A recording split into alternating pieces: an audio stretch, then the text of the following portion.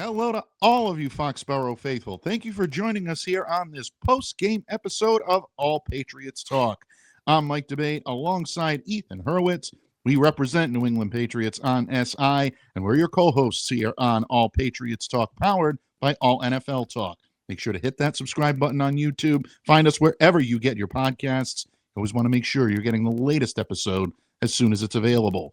Pats fans, I don't know how many of you had Mike Vrabel's New England Patriots being the first NFL team to reach 10 wins this season, but they did so, holding on for a 26-20 victory over the Cincinnati Bengals. It was the Patriots' 9th straight win. Not only puts them on top of the AFC, it also puts them in front by 2.5 games over the Buffalo Bills for the AFC East race. All things going along well, but not so fast. It came with a cost, and boy, did this win come with a cost. Ethan, let's start there. The Pats grind this out. It wasn't pretty. A win is a win. A rash of injuries potentially whipping through the New England Patriots locker room. What was your biggest takeaway from this game in the Queen City on Sunday? Yeah, before I get into that, final score is 26-20. I had it as 27-20. You had it as 28-20. So I'm just going to give ourselves some flowers for that because I like that. we were close enough, and you were closer than I was. So that's all that counts. But yeah, as far as a win goes, that was like the worst possible win that the Patriots could have gotten. And of course, a win's a win, and you get closer to hosting a playoff game. But you lose Jared Wilson on the third play of the game. You lose Khyiris Tonga, who was on the bench. He was still sort of around, but the big thing was Will Campbell, and he went down with what appeared to be a really serious injury. Covered his head with a towel, carted off the field, and that was sort of the lasting impact of this game, win or lose, was that your future and what you hope to be their franchise left tackle could be on the mend for quite a while. So I think that's the big takeaway, is how will the Patriots be able to regroup and sort of fix that left side of the offensive line, because Jared Wilson goes down. That stinks. He's played in almost every game, but I think you have a valuable backup in Ben Brown. You don't really have that solid backup tackle that's at least proven himself that you can slot in as the left tackle for games that you hope are meaningful in December and January. Very well said. And let's stay on that topic for a second, because of all of the takeaways that we're going to discuss tonight, I really do believe that's going to be the most pertinent one. Will Campbell is the type of player where you're able to build that line around him, and he's already rounding into that, and he's only a rookie. Through 11 games, he's been the guy protecting Drake Maye's blind side. And when you lose a player like that, not just a player that is capable of doing his job, which he is, and then some, but you're losing one of the locker room leaders. You're losing one of the inspirational leaders along that line. And maybe the offensive line, more than any other, is so dependent on camaraderie and cohesiveness and players getting used to playing together, especially now that we're heading into mid to late November and we're heading into the month of December. This is the time where offensive lines and even defensive lines to a certain extent, and I'm glad you mentioned Tonga, because that could be a notable injury in its own right. We'll get to Khyiris in just a minute. But with Will, it definitely does change the complexity of that line. And you make a great point. Do we really trust Vidarian Lowe for however many games that the Patriots have left to protect Drake Maye's blind side? It's going to be tough to say that the Patriots have enough there. Vidarian is a pro. I know he's capable of rising to the occasion, but we haven't quite seen it in the large body of work since he's been here. There have been flashes of him being able to take on the responsibilities, but now that they're back in his lap, at least for the short-term foreseeable future. And again, folks, at the time we're recording this, we don't have any more information on Will Campbell than you all do. Mike Vrabel basically saying right after the game that there would be no injury updates tonight. So anything that you see floating around on social media, I'm not saying dismiss it. Take it with a grain of salt until it comes out live from the team itself. At the very least, I think we can agree that we're probably going to be missing Will, at least for the short term, and any time off the field for him is going to be significant. But when you compound it with the loss of Jared Wilson, it makes it even worse. Yep. In your opinion, when you look at the left side now of this line, how important now does it become for Drake Maye to take maybe even another step forward? We've already seen him grow by leaps and bounds this year, but how much pressure does this place on his shoulders in your estimation? I think it's going to force him to get the ball out quicker than he had been. And that's not to say that he wasn't throwing the ball pretty quick out of the pocket, but he liked to take his time and wait for a play to develop and really go down the field. I think now you don't really have that flexibility, especially when you want to lean on your left side and sort of get more time in the pocket to throw the ball. And I think there's going to be a lot more in-breaking routes, some shorter routes. That's probably going to be something that you're going to see where Tom Brady, when he was with Josh McDaniels, would get the ball out within 2 to 3 seconds. And so I think that's going to be sort of the style that Josh McDaniels is going to want Drake Maye to play at, is get the ball out quick, because we don't want to put pressure on our offensive line to have to block for 6, 7, 8 seconds for a play. And I also think it's going to be interesting to see how this will impact the running game. The running game in Cincinnati was not really there. They really couldn't get anything going. So will they run the ball to the left side of the field? I think they're going to have to, but how productive will that really be? So that's going to be something to see. They have an extra day because they play on Monday night next week. So hopefully that helps with some of the minor injuries, but it's going to be fascinating to see how they really adapt. Because they took Will Campbell, they didn't really invest that much at offensive tackle. They got Morgan Moses in free agency, and they took Marcus Bryant with their second to last pick. So other than that, they don't really have that much depth. If Lowe goes down, it's Bryant or nobody. So I wonder if they'll go Marcus Bryant as starting left tackle. Lowe has been that guy, and we'll see. It's gonna be fascinating. Yeah, absolutely. And you want to keep your sharp eye on Wilson too, because if he's down, that means Ben Brown is in there. And there are so many different ways that things can go wrong along the offensive line. And hopefully, the New England Patriots will be dealing with minimal injuries to both.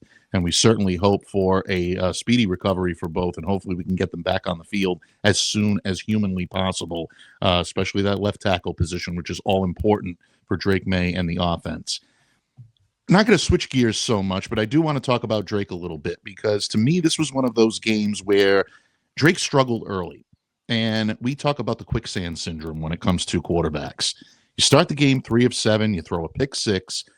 All of a sudden, quarterbacks can cement their feet into quicksand, and they just keep sinking, and more things keep going wrong around them. You mentioned the running game really not being there. The receivers were having difficulty finding separation early. The offensive line started to go down like flies. All things around Drake Maye seem to be breaking down. Most quarterbacks probably would have crumbled in that situation, but Drake kept on, kept making plays. I thought a big play, at least morale speaking, was the 39-yard completion to Demario Douglas. Drake's final stat line, 22 of 35, 294 yards. I was really hoping he was going to get 300, but unfortunately 6 yards short. 1 touchdown, 1 interception. What were your takeaways on Drake Maye's performance today, Ethan? Yeah, you touched on it, and I think you hit the nail on the head that most quarterbacks would probably not be able to rebound with the performance that they had. And Drake Maye, I guess, is not like most quarterbacks. And you look at the stat line, and if you didn't watch the game, you'd be like, he had a productive day. And it took a while for him to really get into that productive groove. I think that the shot to Douglas down the seam was a good play. And I think it helped that the touchdown to Hunter Henry was so wide open that he was able to just get his feet back to where they usually are and find the throws that you need to make. I think that helped that you were able to sort of end that play with a score. Because Marcus Jones is Marcus Jones and gave them the lead, they were able to play a lot more freely as opposed to playing from behind. So they got the win, and we talked about it on the last episode where we just need to find a way to win the game. And these are going to be the types of games where Drake Maye is going to need to pull out a win. And it might be in a way that's pretty grimy and pretty gross, but he keeps saying that he wants to stack wins and he doesn't really care about stats. So, it was good for him to pull out a win with a little bit of injuries in his way, a little bit of lack of run production in his way as well. So it would have been great to see him get 300, but I think he'd rather take the win as opposed to the stat. Oh, yeah, without any question. I completely agree with you. And I'm glad you mentioned Hunter Henry, because when the chips are down and you need someone reliable and someone consistent, Maye was very smart, I think, to lean on his team captain. Hunter Henry, once again, a brilliant performance, attacking the intermediate areas of the field, showing his versatility, showing his ability as a route runner, but also being able to throw a block and play the traditional Y. Hunter Henry has been, I think, an unsung hero on this season.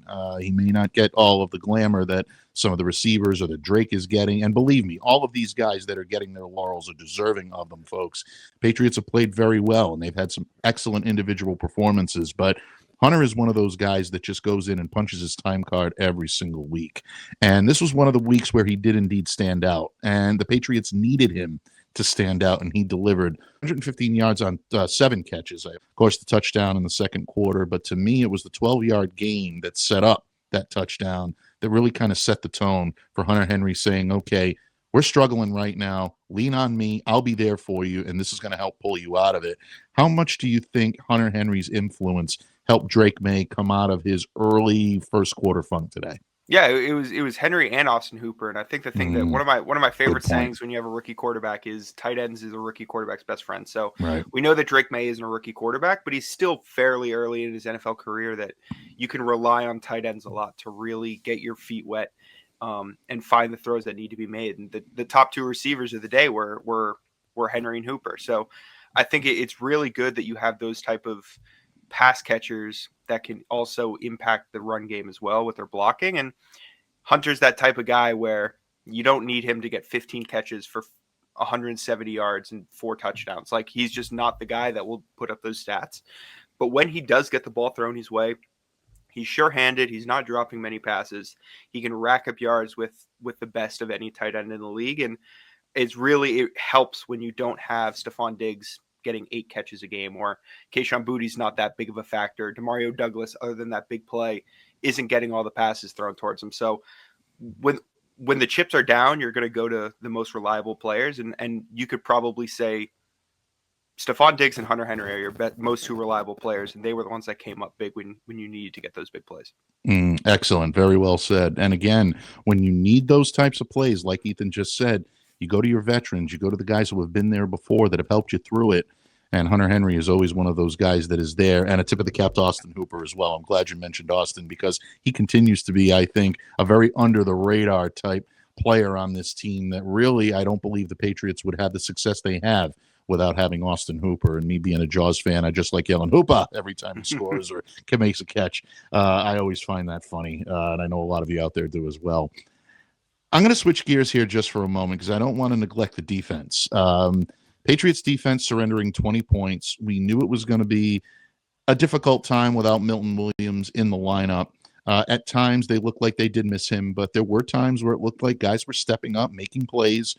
Corey Durden at one point, made a very Milton Williams-esque play in the second half, and you start to see these guys really step it up when the chips are down and they need that extra, at least a little bit of extra performance from some of their better players. But again, Marcus Jones stands out above the rest. Patriots needed a big-time play. They needed a pendulum swinger, and he's able to get it, taking a pick 6 back the other way, really, I think, stealing the momentum back for New England, giving them a lead that they would refuse to relinquish for the remainder of the game. How impressed do you remain by Marcus Jones and what he's done? He's probably been their defensive player of the year in all aspects of the game. And I think he sort of slowed down as opposed to his first few weeks, just statistically. But he's been far and away their most complete player. He's their most athletic player, I think. And it's the second time in his career that he's taken a pick 6 against the Bengals. And both of them have been game-changing pick 6s. And the one in 2022, they were getting shut out, and Marcus Jones took it all the way to the house. And this one is, you're down and you're not really looking that good. And he comes and reads a pass that was telegraphed towards him. Like, it was a perfectly timed throw and pitch and catch from Joe Flacco to Marcus Jones. And I think that was the play that sort of gave the offense more life and then let the defense play a lot more free because they were up with the lead. Marcus Jones has been fantastic. He's earned every stitching of that captain patch that he wears on his jersey, whether it's special teams or defense. And maybe they have an offensive package rolled up for him later on. But the pick 6 was definitely the game-changing play. It's probably the play of the game. But the rest of the secondary stepped up when they needed to. Carlton Davis, really probably his best game as a Patriot. And some people are a little iffy about him. There are times where he looks a little gimpy. He's struggled with mid-game injuries 5-6 times this year. And There are times where he looks good and sticky in coverage. Today was one of those days where when you needed to make plays on 3rd and 4th down, he was the one around the ball every time. And the Bengals were willing to test him, and he made them pay. So I think Christian Gonzalez didn't have his best game, but when you have Marcus Jones and Carlton Davis stepping up as well, it really rounds your defense in form. Glad you mentioned Davis, because I do want to come back to him. Just to echo your point when it comes to Marcus Jones, I completely agree.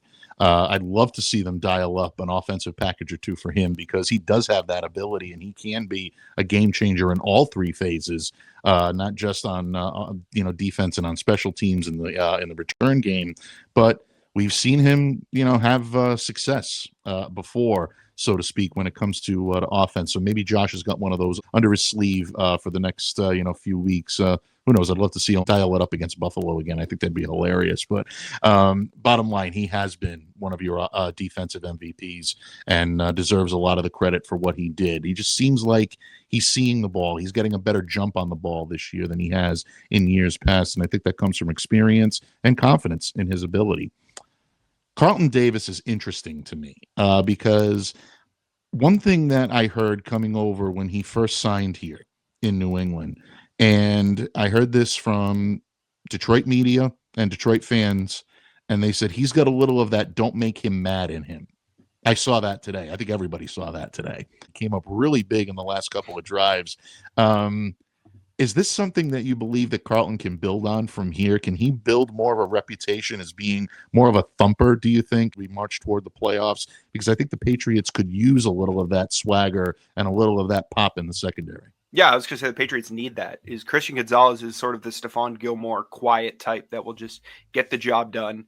But every team thrives when you have that brash cornerback that's willing to get dirty, make those big plays in one-on-one situations, and he's a good man-to-man corner, and I think he showed that today. And he hadn't allowed large amount of yards all year, so a lot of people were sort of iffy against him because he was the one in coverage on a few of the touchdowns earlier in the season, and today was Christian Gonzalez who gave up the touchdown. So I think he was the type of guy there where, if you look back to the 2014 Pats, the 2 corners that they had that really shut down most defenses was Darrelle Revis, who was the quieter type, and Brandon Browner, who was a more thumper type guy. I'm not comparing Christian Gonzalez and Carlton Davis to Darrelle Revis and Brandon Browner, but those are the types of teams where you need one big corner that is willing to get in your face, and you need a quiet one. More recent example would be Stephon Gilmore, J.C. Jackson in 2018. So I think teams that have those types of different players and those types of styles on the field help. I think just historically, corners that are big and willing to get in your face and not shy away from a challenge is a good thing to have. And so you might get beat, you might get called for a penalty, it might piss him off, but I think he ended up finishing better than the day started for him. So I think the Patriots need that. Oh, yeah, without question. And for those of you that don't know, folks, I'll explain a little bit. There's about 4:50 left in the 4th quarter. Davis was indeed flagged for a 27-yard pass interference penalty, and he was covering Bengals wide receiver T. Higgins, who went out in this game with his own injury. We're going to get back to the injuries in just a moment, because that is, I think, the biggest takeaway here. But that whistle, that penalty, led to a 17-yard touchdown pass from Joe Flacco. It cut the Patriots' lead, to 3 points at that point, and it was starting to look like maybe the Bengals might be able to pull this out at home with maybe a call here and there or a big play here and there. It was really Carlton Davis down the stretch that made play after play after play on the defensive side of the ball that really helped the Patriots propel into this victory. So I like the comparison to Revis and Browner. I think they can kind of grow into that. I'm not necessarily sure that they're there, and I know you prefaced it, but I like the analogy. So I think you're onto something there, Ethan, and definitely let's dial back on that as the season goes on into the postseason. Before we get into our largest takeaways, which is probably going to be more injury talk or really whatever you'd like to talk about in terms of final takeaways in this game, Ethan. One injury that seems to be flying under the radar right now that I think could be significant for the Patriots is special teamer Brenden Schooler. This guy is a team captain. He's a spiritual leader on that field, and he's a directional leader for the special teams in that locker room all over the place. He's someone that is very important. He leads the special teamers with 12 tackles this year. He goes down with an ankle injury. I know from what we saw and what we heard throughout the game that it looked like he had his left ankle wrapped. He tried to put a little pressure on it, looked very frustrated. Found out from a source close to the team that was in Cincinnati that he did end up leaving the locker room in a walking boot. If the Patriots are without Brenden for an extended period of time, how big of a loss is that for the Pats in your estimation? Yeah, it's a big loss, and I think people sort of undervalue special teams as a whole, and that's just where we are as football. But Brenden Schooler is one of those guys that earned a contract extension last year, and he's not going to rack up stats that actually show up on a box score, but he's going to make the type of plays where if Bryce Behringer punts the ball 70 yards, he's going to be the one to make the tackle on the punt returner. So it's going to be a tough test for Jeremy Springer to find a second gunner to replace him. And it's just one of the things that people don't talk about is for years, the gunners in New England was Matthew Slater and whoever they wanted to put next to Matthew Slater. And Brenden Schooler has taken that Matthew Slater role. And the one that had shined last year was Marcellus Dial, who tore his ACL in the summer. So right now, the Patriots, if that Schooler injury lasts longer than a week or so, they're going to need to be on their third and fourth gunners of the year. So it's something that in the grand scheme of things, ideally, you don't want it to impact your games because you'd like your offense and defense to contribute enough on the scoreboard where special teams doesn't play a role, but special teams does play a role. And we've seen it in a number of Pats games this year. So it's going to be a major loss if it's a long-term thing. I think they could probably go a game or two without him, but once you're getting into week 16, 17, 18, then it's going to be something to really look at. Yeah, very well said. And again, when you talk about the depth on this team, you don't often talk about special teams like Ethan said. It's always wise to have guys that are capable of playing that role. And right now, New England is going to be hard-pressed to be able to find someone that can do it with the savvy, the on-field savvy, and also the behind-the-scenes knowledge that Brenden Schooler has. Definitely wishing him all the best. Hopefully a special speedy recovery, and he'll get back on the field in no time. Ethan, before we get into final takeaways, I just wanted to circle back one more time with regard to the injuries. You're looking at a potential of the Patriots heading into now week 13 against the Giants, Monday Night Football, a week from this coming Monday, with 4 major injuries coming out of this game. And, there are circumstances where, this team has played through adversity. They're going to have to play through perhaps their biggest chunk of adversity coming up this week. Which one of these do you look at as maybe an opportunity for the Patriots to show what they can do when their backs are up against the wall? Are there any of these injuries that they can essentially weather the storm through and still be able to plug through? I know you said earlier about the left tackle position being the toughest. Where do you think they may be best equipped to handle a hit right now? I think before Tonga got hurt, defensive line was a really big position where they had a lot of depth, and Joshua Farmer was inactive, but they got big performances. Jeremiah Farms got a QB hit. Right. He got activated from the practice squad. If the Tonga injury lasts, he'll probably be the first guy signed off the practice squad. But Corey Durden, like you said, had a big play, and I think that was something where they had the depth to replace Milton Williams. Now with another guy out there, we're slowly getting to the point where they got a lot of guys banged up on the defensive line, and I think that's going to be still something to look at. But I think the defensive line has a lot of bodies there that sooner or later some of these guys are going to pop. And I think that you can still get solid production off the edges. Maybe you want to move some guys and have a 3-man front and just sort of focus more on nickel and dime and not really put a bunch of guys on the defensive line. So I think defensive line, the Tonga injury, it stinks. It really does. But I think their depth has been in the defensive front 7 a lot. So I think that they're well equipped to handle that. Yeah, and hopefully, again, like we said, folks, hopefully Khyiris will test out well. He'll be back on the field, and this will be a moot point. But I do believe that they are best equipped to be able to handle that because of the bodies they have. Who knows? You might be asked to ask the rookies to step up a little bit, and Elijah Ponder and Braden Swinson, a lot of promise in those 2 young gentlemen. Haven't had the opportunity to showcase it on the field in earnest. Maybe they get that chance now if Khyiris has to miss a game or two with a chest injury, which is what knocked him out of the game. And like we said, we're just hoping that he's going to be on the field as soon as possible, hopefully as soon as this Monday. But keep a sharp eye out, and especially on New England Patriots on SI. Ethan and I are going to be covering all the action in Foxborough this week to bring you the very latest on all of these injuries and the aftermath of a big Week 12 win over the Cincinnati Bengals. But it's that time. We're going to wrap things up here on All Patriots Talk, but not before giving you an opportunity to wax poetically about what you saw today on the field from the New England Patriots. What were your lasting takeaways from this game, and what makes you optimistic heading into this Week 13 matchup with the Giants? I think the one thing is their bye week couldn't have come at a better time. And I think that a lot of people hate late buys because it impacts your fantasy schedule, or you want to have a break earlier in the season. But I think that this comes at a perfect time now where Milton Williams, he's on IR, he's out for 4 games, but I think this still gives him another week to ramp up. And then your biggest injury performance of the season comes 2 weeks before your bye week. So I think that's the best possible time for this Patriots team that hadn't really been hit by the injury bug that much this season. The Week 14 bye is the best possible thing this team could have so far. Yeah, very well said. I mean, you want to talk about a week off coming up and being built in after this game against the Giants. The Patriots need it.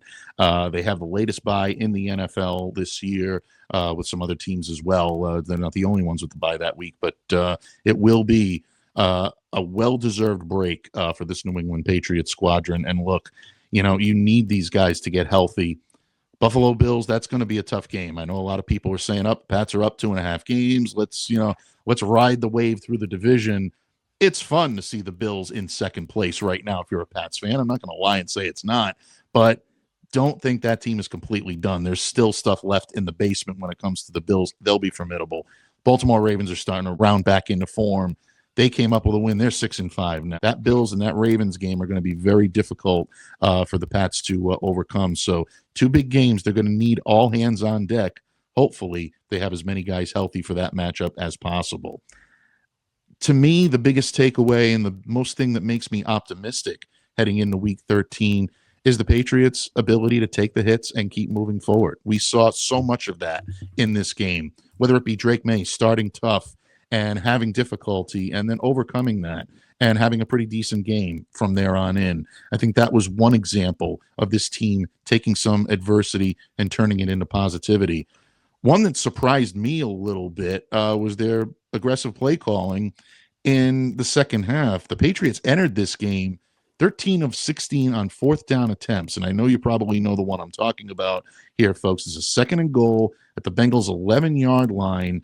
This is in the second quarter. It's an 11-play, 89-yard drive, and the Patriots are knocking on the door of really getting into the end zone and maybe putting some distance between themselves and the Bengals. They didn't call out Andre Borregales on a field goal attempt at that point. They chose to attempt 4th down conversion. Looked like an RPO with a pick flat play to Hunter Henry. They did not choose that. They went with Ramondre Stevenson. A run defense that was struggling mightily was able to stop the Patriots twice in one drive, and they turned the ball over on downs. Again, that's an example of a team that could have very easily crumbled, hung their head, and fell apart. Defense comes right back out, forces a 3-and-out, takes the momentum back from the Bengals, gives it back to the New England Patriots. And we just talked about the last example that I can provide, Carlton Davis. Going and having his difficulties and then coming back, making plays when needed.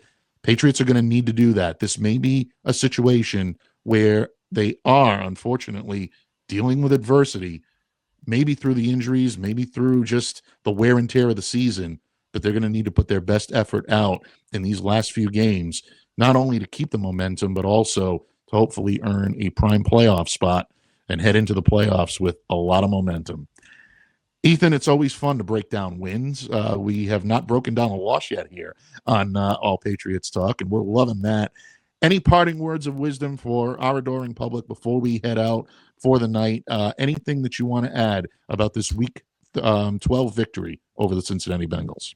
It's nothing about the Pats win, but I think if you get Jameis Winston on Monday Night Football, it's going to be some fireworks for the Pats and Giants next week. I think what the Giants did was ridiculous, and I think if they could parlay that into an entertaining game on Monday Night Football, we should be in for a great game at Gillette next week. Absolutely. The Giants are coming in playing pretty decent football at times, and they have the ability to make big plays. So I'm looking forward to a fun game. I know it's going to be a lot of fun for everyone in attendance this Monday night at Gillette, but definitely take some time to bask in the glow of the Patriots' 10th win of the season, their 9th straight, and one that keeps them atop the standings in not only the AFC East, but also the AFC. It's been a long time since the Patriots have been king of the mountain. Let's stay there, and hopefully they head into the bye week doing just that. Ethan, what can I say? I always appreciate your wisdom, your counsel. Thank you for joining me here today on All Patriots Talk. It's always my honor and privilege to share the microphone with you as co-host, my friend. Folks, thank all of you here today. Keep a sharp eye on our respective social media accounts. We are going to be holding one more live show before Thanksgiving, so hit that subscribe button so you get the latest episode as soon as it's available. In the meantime, we thank you for making us a part of your Patriots informational intake each and every time we hit the microphone. He's Ethan Hurwitz. I'm Mike Debate, reminding all of you to stay safe, stay well, be the change you wish to see in the world. Have a great day, everyone, and we'll see you next time on All Patriots Talk.